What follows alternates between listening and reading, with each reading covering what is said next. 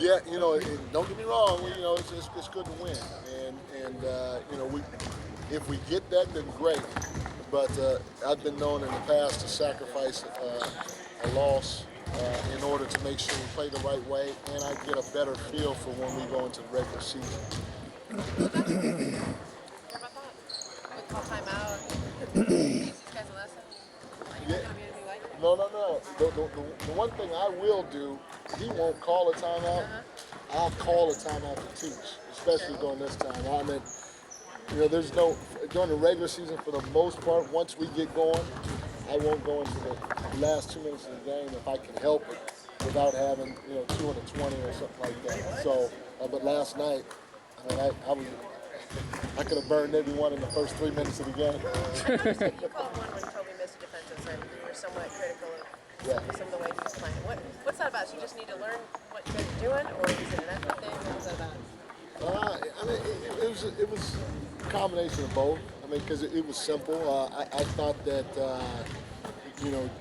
coming out in the third, especially, and he had done it a couple other times, he did not contest the shot. I don't want our guys blocking the shot. You're never going to block somebody's jump shot for the most part, because if you're blocking somebody's jump shot, that means you're the first one off the floor. And if you're the first one off the floor, a pump fake means you're in the air and there's a drive by. So I want him as well as everybody else to contest, but I want them to contest late.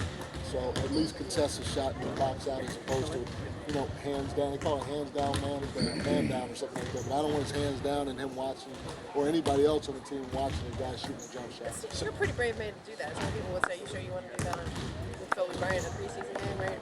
Do what? Criticize him, or... You know what? I guess I look at it as coaching, and that's what I get. That's what Dr. Buss pays me to do. He pays me to coach his team, and if I was afraid to coach his team, then I shouldn't be here. I mean, it's as simple as that.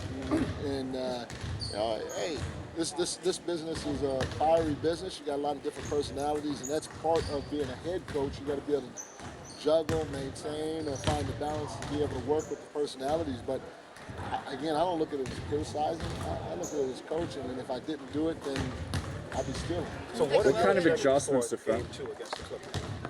Well, there's a couple other combinations I want to take a look at in game 2, and there's a couple of individuals that I want to take a little bit longer look at, and then some things offensively that I want to take a look at. Defensively,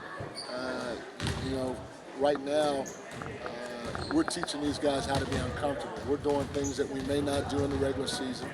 For instance, we got our behinds kick and pick and roll. Well, there's a chance during the regular season I'd probably make an adjustment. But the way we're playing pick and roll defense right now is probably one of the hardest ways to defend pick and roll. You got to have a mental toughness and a physical toughness to do it for a whole season and have that be your main coverage. And so instead of making an adjustment or giving the guys an out, I want to see if we can do it and stay into it mentally for the whole game. And if we're getting our behind kicked, instead of making an adjustment and changing things, I want to see how tough we are and see if we can fix it or make it right, even though it's not working. Coach, you're talking there about showing as opposed to downing, which they did last round of pick and rolls, and it just takes more effort, basically. So it takes a whole lot more effort because I'm asking Andrew and Powell at 7'1" and whatever they weigh to get out and attack the basketball, and knowing that everybody knows what we're going to do, they're going to bait our shows and they're going to make passes behind it. Well, once you show and attack the ball, now you got to hustle out of it to get back to the rim or to help your teammates out. So there's a lot of ground that you have to cover. And if you're late showing, not only will you get embarrassed, but as a team we'll get embarrassed defensively.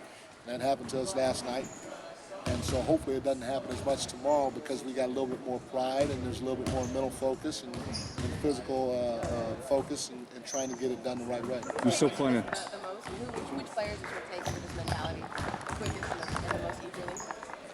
Well, it's kind of funny because Fish said something to the team after the practice today, and he said it right. He said what we're trying to do is we're trying to teach these guys how to bring their lunch pail to work, how to bring their hard hat to work and grind it out, so that when it does get tough, we're able to find ways that don't include scoring to win ball games. And sometimes you need those types of games, or you need to be able to win those types of games for playoff time. So it's a small step in the process, which is a very long process.